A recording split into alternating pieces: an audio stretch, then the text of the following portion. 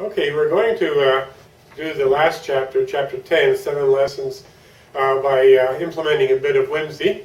I wanted to introduce my interrogator for the chapters, the preface, and then chapters 1 through 9. This is Kevin Haggerty. And as soon as he starts talking, you'll recognize the voice. And Kevin, I guess, what do you say? How do you want to approach the wrap-up? Well, Chapter 10 goes through 7 lessons that hopefully we've learned at this point. So why don't we just go down the 7 lessons, and I'll read each lesson and ask you to just comment briefly. Okay, and I'll really try to keep it a brief comment. Okay, so the principal lessons here emerging from framing decisions is... Let's look at lesson 1. Okay. Decisions of consequence occur in a social environment that strongly affects decision outcomes. These decisions should always accommodate the social space in which they are carried out. Okay, the point here is that it's a very simple one, is that decision making really needs to revolve around people.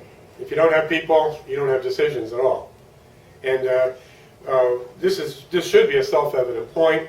I'm making this point because in traditional decision-making fare, so much attention focuses on things like being rational, and it focuses on tools and these kinds of things.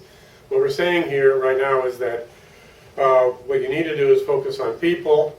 And if you recall, in Chapter 3, we even I give a very primitive methodology for dealing with people, which is to identify each decision's social space, and social space means the players involved in the whole decision process. Okay, so decisions don't occur in a vacuum. Right. Lesson 2, decisions of consequence entail dealing with aggregates of people who have contending interests. Frequently, the decision maker's primary job is to work through these contending interests. Okay, now what we're getting at here is that when you deal with decisions of consequence, you typically have more than one player making a decision. Trivial decisions, I'll go to look in the ice box and I'll see which flavor of ice cream do I want. I'll make that decision. But with decisions of consequence, more often than not, you have multiple players. In fact, you can have a lot of players. There could be many people involved in the decision-making capacity. So as soon as you have multiple players, then you've got to be aware of the fact that these different players have different points of view. In fact, they may be contending points of view. And so what we're saying here in Lesson 2 is be aware that you can't talk about, say, the decision maker or the stakeholder or the implementer in the singular. You always have multiple stakeholders, multiple decision makers, multiple implementers, and the important thing is here, they often don't agree with each other. They're not reading from the same page. They hold contending points of view, and a large part of the whole decision-making process is trying to reconcile the opposing points of view of the multiple players that we have to deal with in our decision space. When you talk about implementers, I think about the police who are given laws that they have to enforce, whether they like it or not.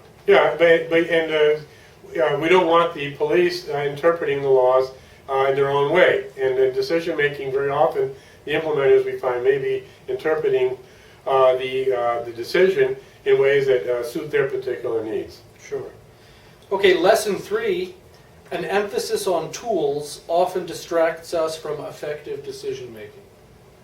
Okay, the point here is very simple, and that is with traditional decision-making fare, there's a very heavy emphasis on tools. I know because I taught decision-making in a university environment for close to 30 years. Basically, the problem with this is captured in the old adage, to the 4-year-old boy with a hammer, all the world is a nail. And my problem with all this emphasis on decision-making tools and techniques is that it distracts people from the key issue. The real issues are, the key issue in decision-making is people, the players, okay, and their contending needs and wants, and their contending perspectives, and trying to ultimately come up with decisions that address these contending needs and wants, and to accommodate them to the extent possible, recognizing you can't make everybody happy. Okay. Now, Lesson 4 states that the idea of rational decision-making is often chimerical when dealing with decisions of consequence. Again, that's a major theme of the book, that there has been with traditional decision-making, in my view, too much emphasis on rational, approaching decision-making from a rational perspective, making decisions that can be deemed rational. And there are many books in decision-making that have titles like Rational Decision-Making. Okay, so my point is, as soon as you put people at the center of the decision-making process, and when you recognize that you have multiple players, the whole idea of rationality becomes a secondary issue. I mean, think about it. If I have 5 or 6 players who are involved in a decision-making process, and ultimately we have to come up with a consensus amongst these 5 players on what decision we're going to pursue, what does it mean to say that our final decision is rational? When you think about it, not one of the players has 100% of their needs and wants satisfied. Some of the players may actually be very unhappy with the decision. They'll go along because they have no choice and all that. This whole idea of what's a rational decision in respect to this group, I don't really know what that means. I think it doesn't, in my opinion, doesn't really make sense. So what we're saying here is, sure, we don't want people being consciously irrational and making bad decisions that go against logic consciously on the one hand. On the other hand, let's not sit there and obsess that a decision must be rational in some particular way. Okay. Now, Lesson 5 is an admonition. Take heed of the moral dimension of decision-making. Don't be duped by scalawags. Okay, again, very simple point. It's very rare if you read a decision-making book or go to a decision-making class, take a decision-making course at university. It's very rare for whoever is delivering the message to point out, oh, by the way, don't forget that when you make decisions, the people you're dealing with are self-serving. Many of them are self-serving. They may make decisions that meet their needs at the expense of other people's needs, that the information they provide you may be outright lies, okay, or maybe distortions, conscious distortions, or even unconscious distortions because they don't know what they're talking about. So what we're saying here is simply beware, okay. Remember, in business we talk about, in retailing, caveat emptor, buyer beware. Okay, decision maker beware. The information you're getting, the feedback people are providing you may not be really on point. It may be, somebody may be out there conning you, trying to con you. Okay. Now, Lesson 6 states that our perception of the world is intermediated by the brain. What we see, hear, and feel is often not what we get. Okay, and I think what you read pretty much says it all, okay?